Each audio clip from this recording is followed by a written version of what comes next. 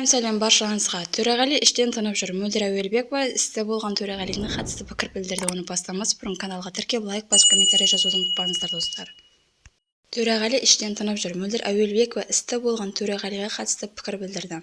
Кеше отандық әнші Төреғали Төреәлі Алматыда есірткімен мас күйінде ұсталған болатын.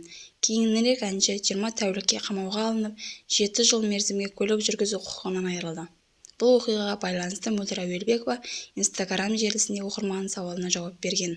Желі қолданушы Мөлдір Әуелбекова қалай ойлайсыз, Төреғалидің жасағаны дұрыс па деп сұрақ қойған екен. Өнер иесі әрине дұрыс деп айта алмаймын. Жалпы Төреш және оның отбасы жақсы адамдар. Бір білерім, оның да іштен тынып жүрген сыры бар.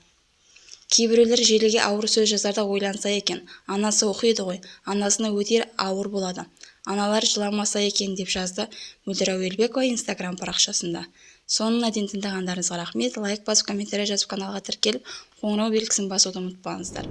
Шоу-бизнес жаңалықтары сіздерге әрдайым жаңалықтарды бірінші болып жеткізетін болады.